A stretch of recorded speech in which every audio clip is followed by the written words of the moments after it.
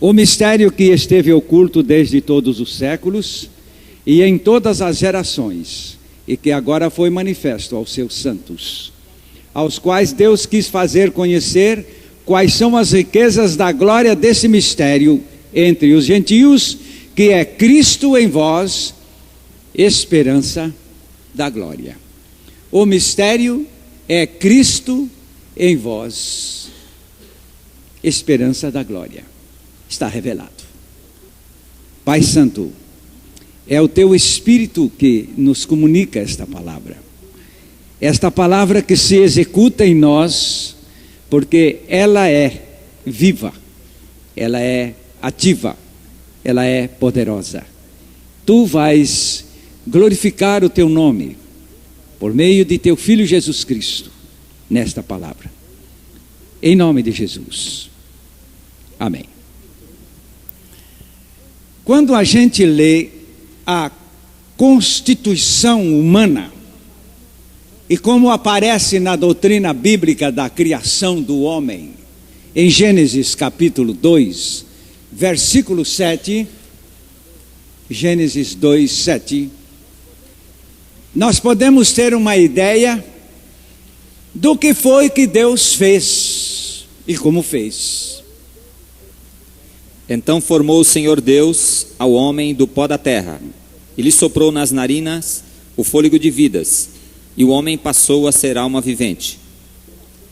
Parece que a composição é apenas de dois elementos: pó e espírito divino. Pó e a vida de Deus colocada neste pó.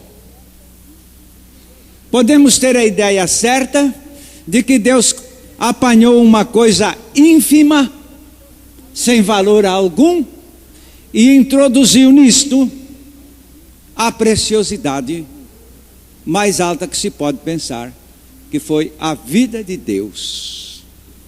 Quando Deus soprou naquela coisa sem valor, entrou ali no homem a vida de Deus. O espírito de vida tomou conta desse corpo. E a soma é que tornou-se, portanto, uma alma vivente, não uma alma apenas animal, mas uma alma vivente, racional, moral, inteligente, livre, sábia, enfim, é o ser humano agora criado por Deus. No capítulo 2 de Gênesis, os versículos 16 e 17, eu vou historiar esse texto. Deus disse ao homem: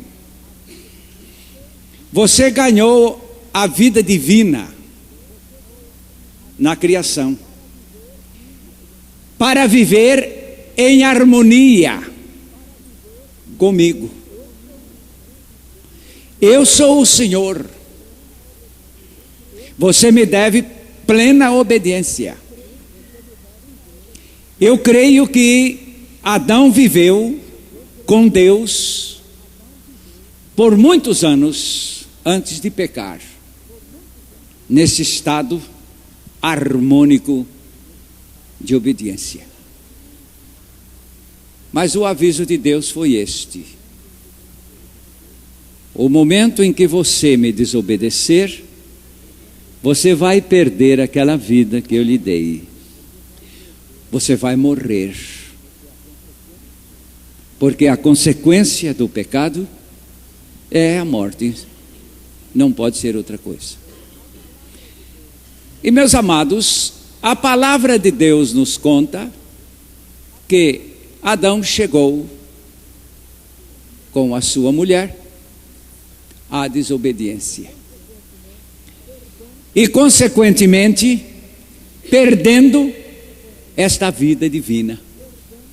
Efésios 4:18 descreve muito bem esta catástrofe que aconteceu no interior da raça humana, de cada indivíduo. obscurecidos de entendimento, alheios à vida de Deus por causa da ignorância em que vivem, pela dureza dos seus corações. A palavra alheios à vida de Deus, a outra versão de separados da vida de Deus, isto é, perdida está esta vida de Deus. E é isto que a palavra chama de morte. Morte é o homem tendo perdido a vida divina. Tornou-se um morto porque não é possuidor desta vida divina. Esta vida perfeita, esta vida santa, esta vida eterna, esta vida, enfim, que era para permanecer no homem. O pecado veio e substituiu a preciosidade da vida do homem. Agora, tornando-se um pecador, o ser humano é morto. E para sarar deste mal, Cristo precisou vir ao mundo e tomar a morte do homem sobre si. Ele não tomou só os pecados, ele tomou a morte do homem sobre si.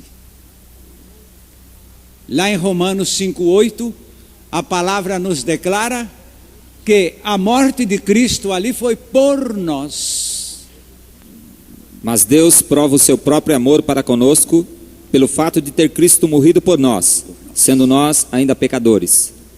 Esta palavra por nós indica que Deus, nos amando, colocou o seu Filho a experimentar este estado do homem. E foi ali em que Cristo, se identificando conosco nessa morte, e nós nos identificando com Ele nesta morte, conjugamos nossa situação com Ele, não que nós nos elevássemos, mas sim em que Ele se rebaixou até a morte, e a morte de cruz. Cristo perdeu a vida ao morrer a nossa morte. E quando aceitamos esta identificação, a Bíblia chama isso de batismo. Não é o batismo no batistério. Romanos 6:3 chama esta nossa identificação com Cristo em sua morte, chama isso de batismo. Ou porventura ignorais que todos os que fomos batizados em Cristo Jesus, fomos batizados na sua morte? É, na sua morte esse batismo. E é exatamente a nossa identificação com Ele nessa morte. Porque quando Cristo nos atraiu, segundo João 12:32, dizendo: quando eu for levantado da terra, atrairei todos a mim mesmo. Ele nos atraiu ali naquela cruz, nele morremos. Agora estamos unidos com Ele nessa morte. Mas isso não é o fim. Não é o fim. O texto de Romanos 6:8 nos mostra que Ele nos levou a esta morte. Ora, mas isto não é o fim.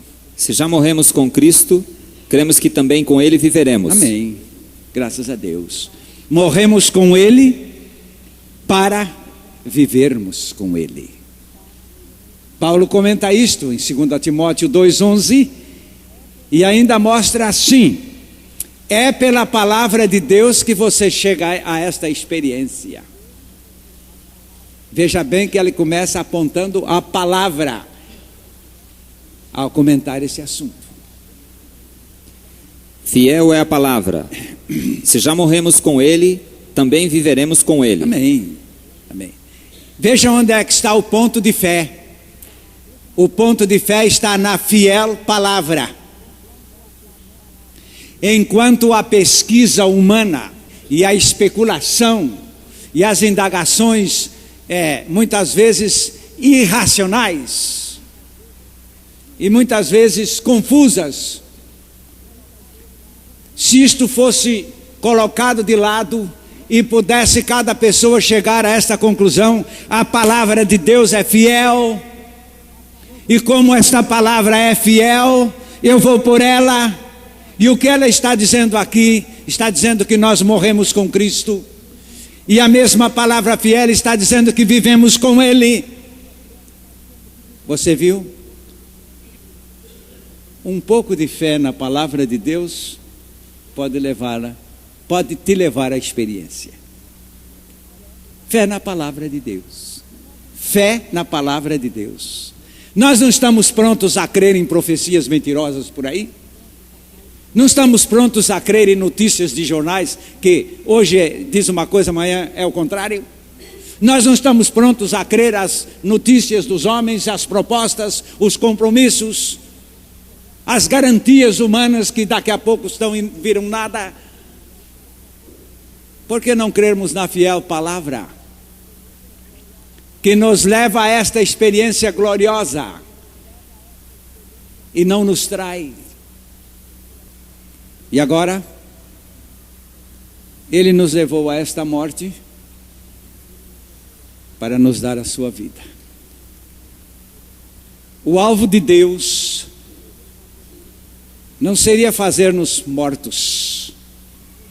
O alvo de Deus é tornar a nos conceder a vida perdida. É assim que os pais fazem, não é verdade? O papai dá um carrinho para o menino brincar. Ele vai lá pela rua, se mete no meio dos colegas e daqui a pouco ele não sabe nem mais onde foi parar o seu carrinho. E volta com seu pai chorando, dizendo, nem sei como perdi. Então o pai lhe dá outro. É isso que nosso pai fez. Você, menino, menina, sem juízo, perdeu a coisa mais preciosa da sua existência, que foi a sua vida, a vida que Deus te deu. Eu também perdi. Mas um dia voltei chorando, dizendo que eu perdi a vida de Deus, eu não tenho isso, eu preciso desta vida. Ele me deu outra. Ele me deu outra. Ele é o bom pai. Ele é o pai de toda a boa dádiva. E se há alguma coisa que Ele faz questão, é de nos suprir da coisa mais preciosa, que é essa vida. Daí então a vinda de Jesus. Vinda de Jesus com uma missão definida. Está aí no capítulo 10 de João, verso 10. Passagem bíblica tão batida, mas pouco crida. O ladrão vem somente para matar, roubar e destruir. Eu vim para que tenham vida e a tenham em abundância. É interessante que Jesus define aqui as duas missões. A missão do diabo, que é roubar, matar e destruir. Essa missão é tríplice: roubar, matar e destruir. Mas a missão de Jesus, Ele disse, a minha missão não é tríplice, é única, é só dar vida. E a vida com abundância é a mesma vida. Ela evolui. É uma coisa só sempre. Sendo esta a missão de Cristo, nos dar vida,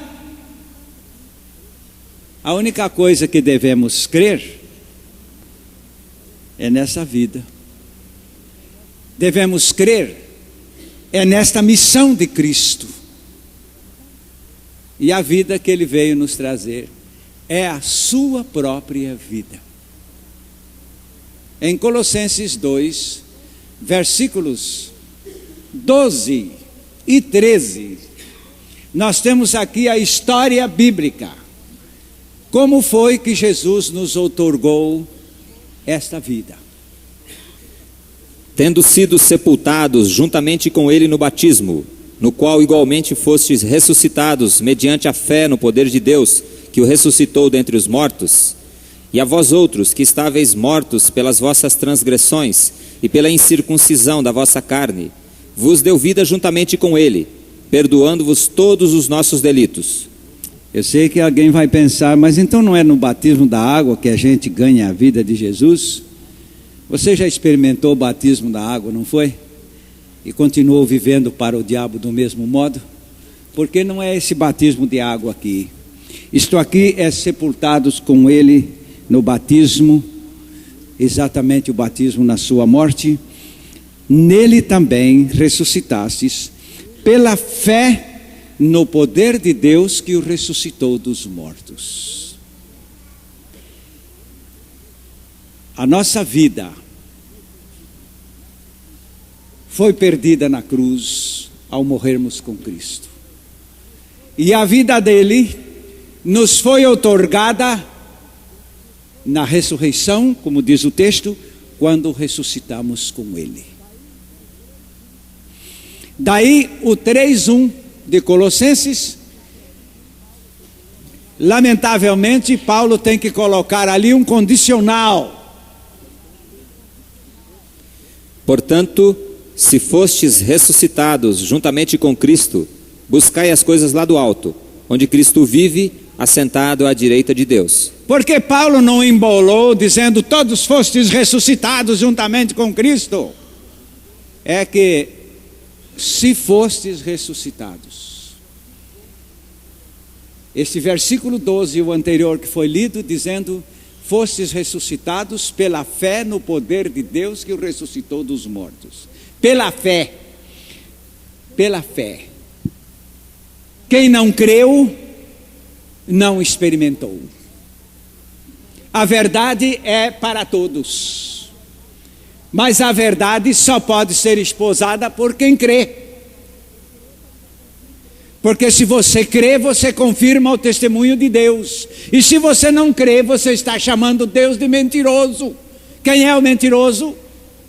Quem é o mentiroso? E você está chamando a Deus de diabo toda vez que não crê a sua verdade, a sua palavra. Mas a palavra está mostrando aqui, se você ressuscitou com Cristo. Quantos são aqui? Somos 200. Todos estão batizados nas águas? Sim. Pela imersão? Sim. Em nome do Pai, do Filho e do Espírito Santo? Sim. E ressuscitados com Cristo. Aí agora precisa pôr na peneira. Porque a palavra de Deus diz: se você ressuscitou com Cristo. E agora este ressuscitou com Cristo vem nos trazer a soma de toda a experiência que Deus quer que tenhamos com a palavra. A soma. Você vai chegar aqui à essência de toda a revelação de Deus, da Bíblia. O que será que Deus quer para nós? E aqui está no texto do mistério revelado. Ele quer a vida de Cristo em você. Enquanto você não chegar a este ponto, você não se realizará. E Deus também não estará satisfeito, porque o seu alvo é a vida de Cristo em você. O texto de Colossenses é essencial em abordar essa questão da vida de Cristo em nós. No capítulo 3, versículos 3 e 4, depois de abordar a nossa morte no 3, esse texto vem nos trazer uma segura verdade no versículo 4. Porque morrestes e a vossa vida está oculta juntamente com Cristo em Deus. Quando Cristo, que é a nossa vida, se manifestar, então vós também sereis manifestados com Ele em glória. Na língua portuguesa tem que aparecer Cristo que é a nossa vida. Mas lá no original não tem esse é. Sabem por quê? Porque ali a afirmação é muito mais consistente. Ali diz Cristo nossa vida. Cristo nossa vida. Você pense bem nesta expressão. Cristo minha vida.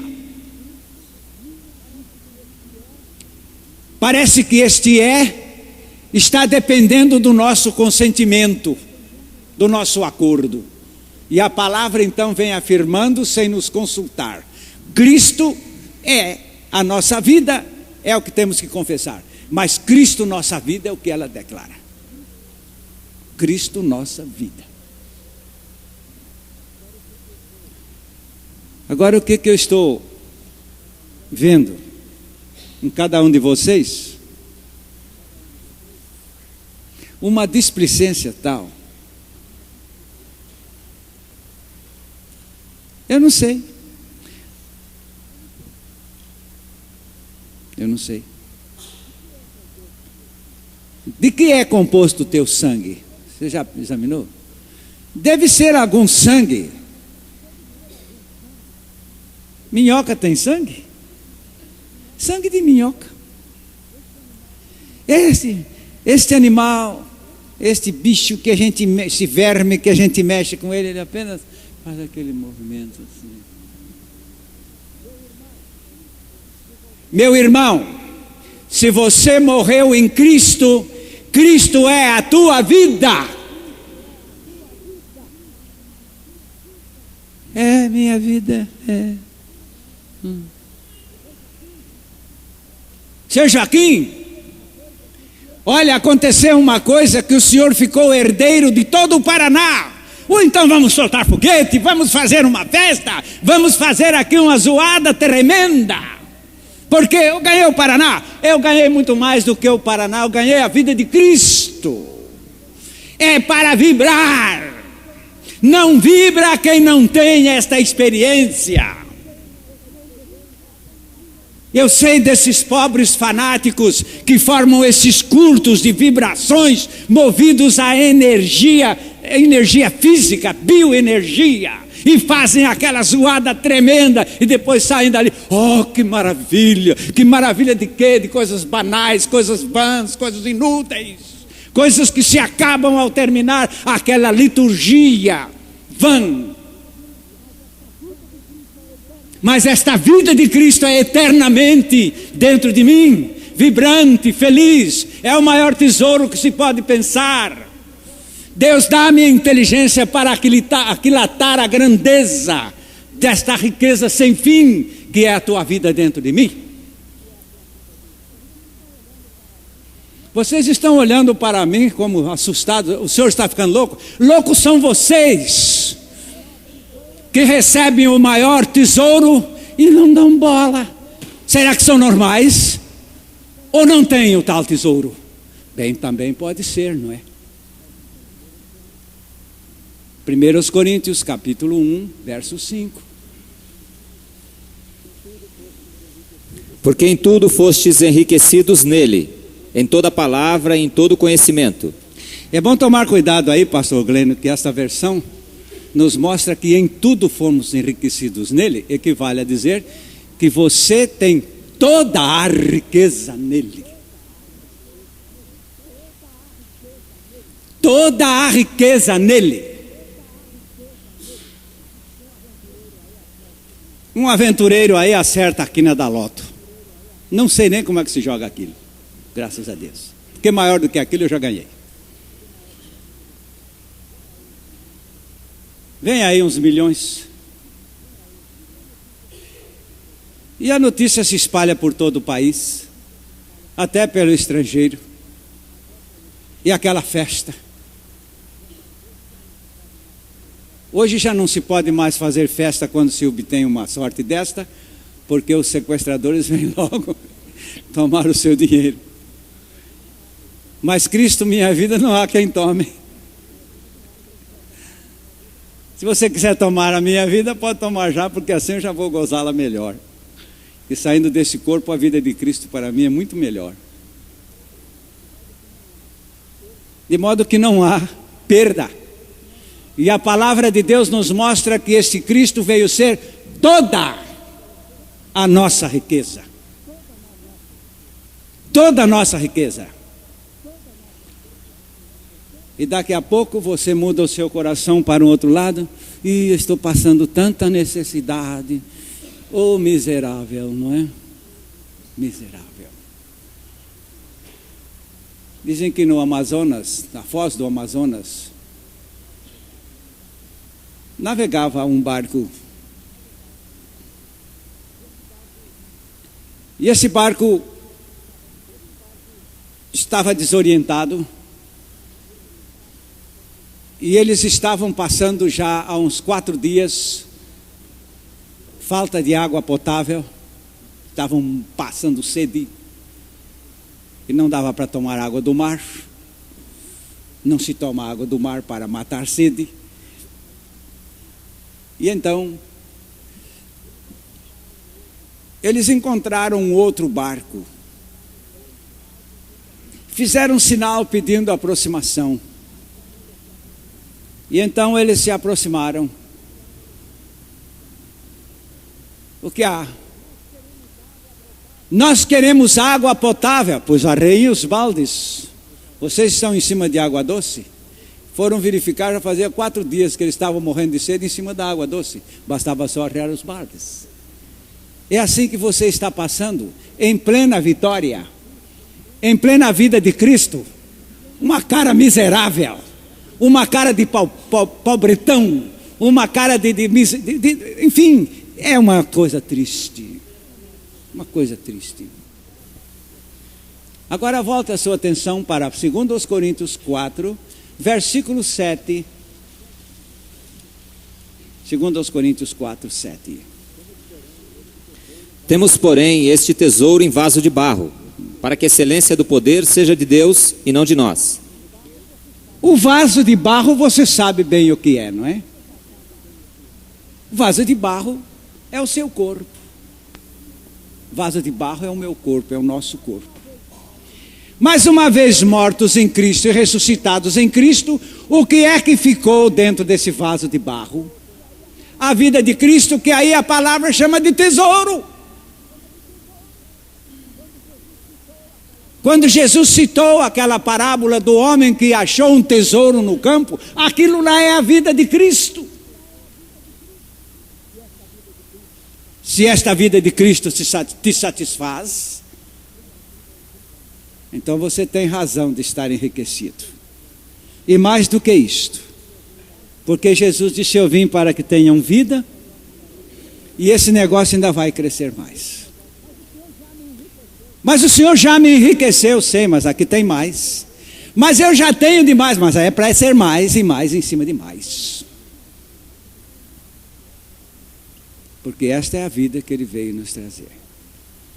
Agora, meus amados, em Gálatas 2, 20, nós temos ali, não é no começo não. Já estou crucificado com Cristo, e vivo não mais eu, mas Cristo vive em mim. E a vida que agora vivo na carne, vivo-a na fé do Filho de Deus, vivo-a na fé do Filho de Deus. Muito bem. Agora temos a vida de Cristo. Agora Cristo é minha vida. Agora Cristo vive em mim. Agora eu estou enriquecido em Cristo. Muito bem. E o que é que você vai fazer? Eu vou procurar um pouco de casca de banana ali na lata de lixo para comer.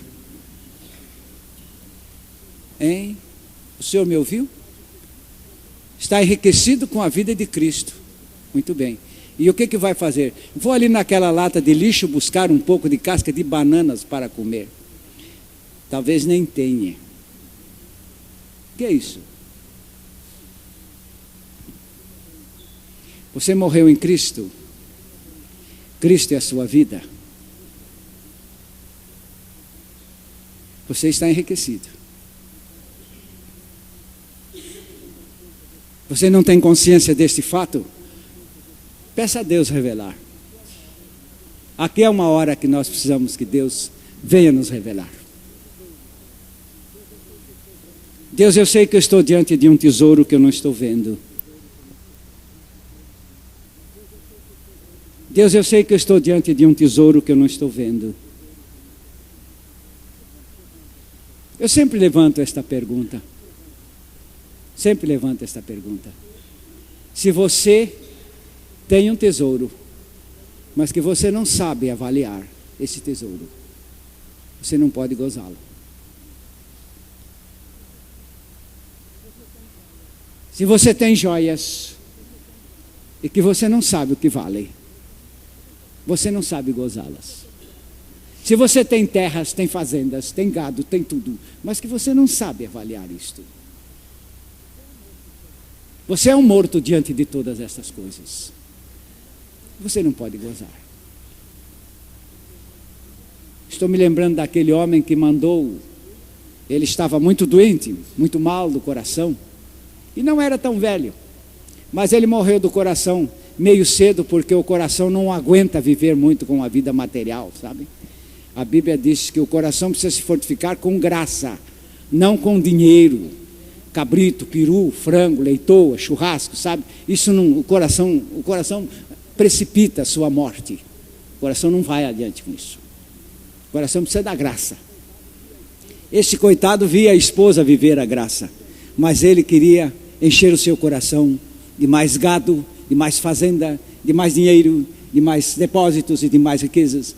Então ele se sentia tão mal, chamou o secretário e disse: eu queria que você fosse a minha fazenda principal, ali em tal lugar, era na noroeste, no estado de São Paulo, e me fizesse ali a contagem do gado, mas todo pela ordem, como está lá. Eu quero que você me conte o número de bezerros, certo? Desmamado, o bezerro que ainda está mamando. Quero que você me conte o número de novilhas, você me conte o número de garrotes, você me conte o número de bois, de touros e de vacas. Me traga tudo pela ordem, sabem? Pois não, senhor. E aquele homem pegou o jipe de madrugada e bateu lá para a fazenda e reuniram aquele gado. Foi aquela contagem, o dia inteiro contando. Tinha muito o que contar, muito o que contar. E quando foi a noitinha, lá pelas 8 horas da noite, chegava o secretário com uma lista. E então disseram, o secretário chegou, mande entrar. E ele então foi lá até o quarto. Estavam pessoas da família, pessoas amigas ali em volta daquele leito, com aquele homem passando mal. E então ele se voltou para o secretário com certo ar de alegria e perguntou: contou todo o gado? Contei, sim, senhor. E o homem estava desdobrando o papel para começar a dar o relatório, não é? E o dono do gado só fez assim. Não deu para ouvir nem o primeiro número do gado que possuía. Você quer ter uma fortuna assim, como um morto? A fortuna maior é esta vida de Cristo dentro de você. Você ainda não avaliou. O momento que você avaliar, você vai vibrar. Vai vibrar. Eu nunca me esqueço do David Nobel.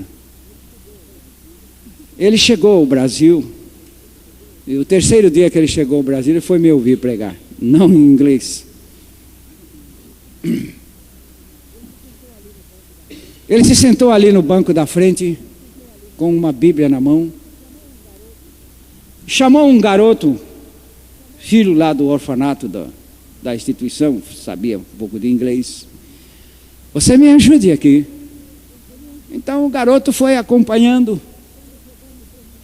E quando chegamos nesse ponto, fomos mortos com Cristo. A nossa vida está escondida com Cristo em Deus. Agora Cristo é a nossa vida.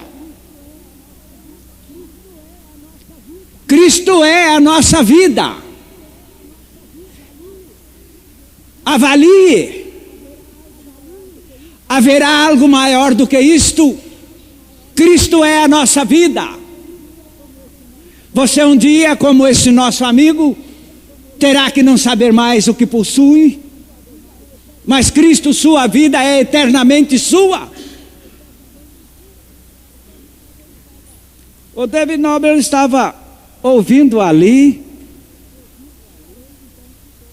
E o garoto então citou para ele o texto de Gálatas. E notei que a certa altura, ainda antes do encerramento, este homem olhava para a Bíblia e chorava. Levantava o rosto todo vermelho, enxugava os olhos, olhava para mim, sorria. Chamou minha atenção. Ele não sabia nem falar, não é, bom dia, nada. Chamou minha atenção. E quando eu disse, está encerrada a mensagem, ele se levantou dali, ele é mais baixo do que eu. E veio para mim e me pulou no meu pescoço. Ele não me deu a mão não, ele veio assim, e me agarrou pelo pescoço, e olhou para mim e disse, Christ is my life, brother. Aleluia! Aleluia! Christ is my life, brother. Oh, glória a Deus! Foi o que ele mais gritou ali naquela hora. O povo ficou todo assustado, como se estivesse acontecendo alguma coisa estranha. Não era nada de estranho, e esse homem se expressava com tanta sinceridade a segurança de sua fé. Cristo é minha vida, aleluia, Cristo é minha vida, aleluia, não há coisa maior, não há. E ele então expressava isto em inglês, e ele não me soltava, e eu tive que fazer coro com ele. O povo ficou ali. E um grupo desses tipos de crente que não gosta de barulho na igreja. E tem razão, irmão. Esse barulho desses latas vazias deve ser mesmo evitado dentro da igreja. Mas se você está cheio da vida de Cristo, você precisa vibrar. Quando eles foram cheios do Espírito Santo, eles não foram cheios de uma inquietude, um absurdo, uma coisa oca. Eles foram cheios de uma coisa consistente. E o que o Espírito vem trazer? Qual é a lei do Espírito, meus amados? A lei do Espírito é dar a vida de Cristo a todos nós. Passaram-se 3 anos, não vi mais o David Nobel. Depois daquele dia na saída lá na porta do templo, ele tornou a me abraçar como quem diz, não aguento ficar sem me expressar com esta felicidade. Cristo é a minha vida. Eu não posso pensar numa coisa maior. Cristo é a minha vida, e eu estou aquilatando isto, eu estou valorizando isto, eu estou entendendo isto. Eu não estou ajudando isto, eu estou reconhecendo este fato. Cristo é a minha vida. Aquele templo é numa fazenda, num lugar escuro. E ele tinha que sair dali passando por um trecho de pasto para depois ir à hospedagem onde estava. E o Davi me abraçou mais uma vez e gritou mais vezes, Cristo é a minha vida, aleluia. E foi saindo e entrou pela escuridão da invernada, e a gente podia ouvi-lo gritando lá na escuridão, oh, Christ is my life, aleluia, oh, aleluia. Para quem não sabe o que é isso, vai dizer, que bobagem. Mas para quem sabe o que tem, vai reconhecer, ele tem razão. 3 anos depois, como disse, fui encontrá-lo em Belo Horizonte. Eu estava às vésperas do culto, quando entra um grupo de jovens, formando numa bancada só, e atrás um homem baixinho, barbudo. Não reconheci. Ele não era barbudo lá naquela ocasião. Sentou-se ali na ponta, e o pastor da igreja disse, você conhece esse homem? Ele, parece que não. Ele disse, esse é o David Nobel. Ele está sendo aqui uma bênção. Ele conduz esta equipe de jovens. Ele faz um trabalho evangelístico extraordinário. Digo, o David Nobel, sim. Aí então eu me levantei dali, não era ainda começado o culto, e me sentei ao seu lado, e o abracei, e perguntei para ele em inglês, Christ is alive now? Ele voltou-se para mim, em português, não. Não, ele agora é muito mais vida do que foi desde aquela hora que você viu a minha experiência inicial. É porque a vida é vida em abundância. É vida em abundância, é verdade. Você tem aquela vida de Cristo que você ganhou? Não, eu agora tenho muito mais. Tenho muito mais. Deverei ser multado, não é?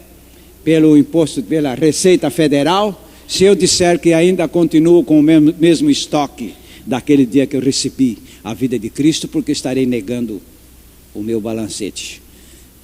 A vida de Cristo é muito mais, e é cada vez mais, é cada vez mais.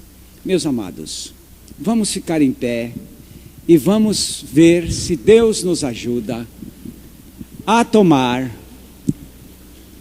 esta vida de Cristo de maneira real na nossa experiência. Há poucos dias cantávamos este hino numa congregação e havia ali um pastor nascido de novo, e a proporção que víamos cantando o hino, ele fazia assim. Isto quer dizer, não pare este hino, não cesse, vamos continuar cantando. E amados irmãos, aquela reunião foi ganhando um significado poderoso, tremendo, somente por esta suprema declaração: Cristo é a minha vida. Quem tem uma declaração maior, mais alta, mais importante, mais rica? Levante a mão aí e apresente. Vá ao mundo inteiro perguntar onde haverá um tesouro maior do que esta vida de Cristo dentro de um vaso de barro como eu e você. Agora você não pode ficar pensando nisso, como eu já disse, com raciocínio de minhoca. Você tem que pensar nisto com a vibração do Espírito, que sabe avaliar e que nos ensina a avaliar.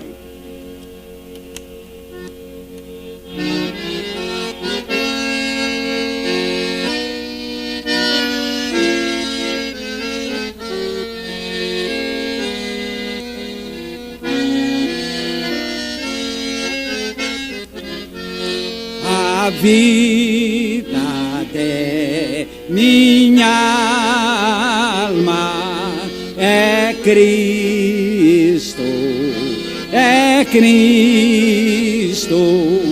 A vida de minha alma é Jesus, meu Salvador. Cristo, Cristo, Cristo, Cristo, a vida de minha alma é Jesus, meu Salvador. Espírito Santo, ajuda-nos por misericórdia a avaliar a vida de Cristo em nós.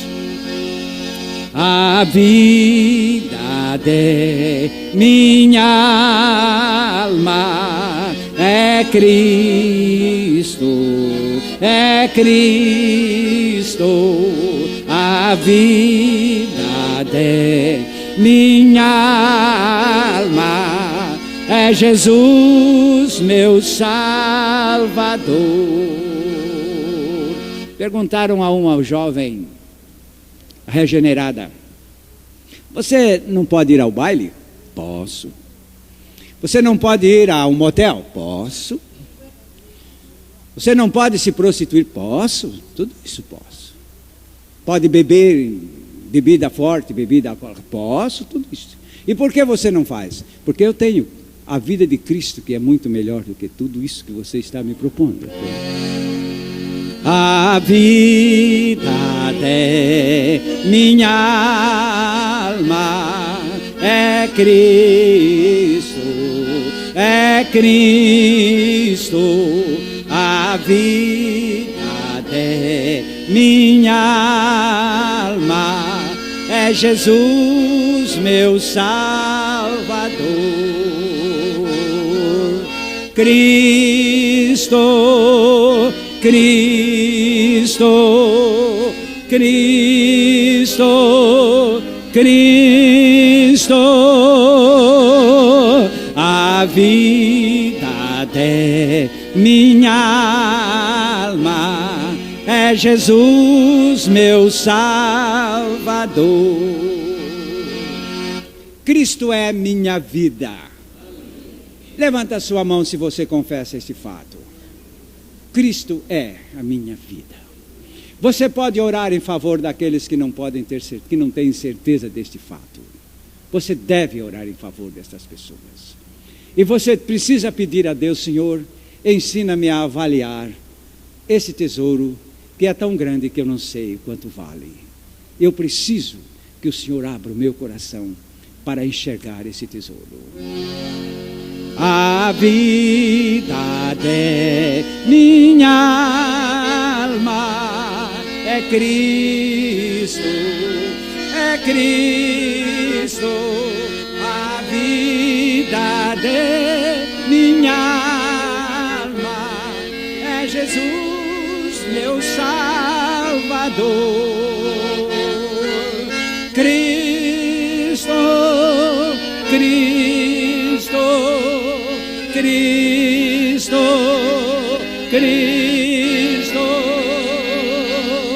a vida de minha alma é Jesus, meu Salvador.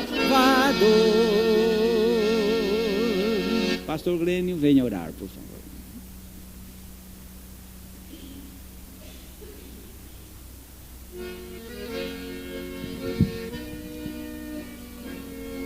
Graças te damos, Pai,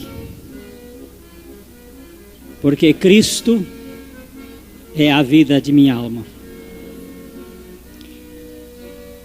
Eu te agradeço pelo teu grande amor revelado, quando Cristo levou a minha vida velha e me deu a sua nova. Agora tu nos dás inteligência para aquilatarmos, para avaliarmos este grande tesouro que tu nos deste. Dá-nos esta capacidade dada pelo teu Espírito para considerarmos, para avaliarmos o que Cristo é no nosso interior. E faze-nos assim, Pai, para a tua glória, em nome de Jesus. Amém.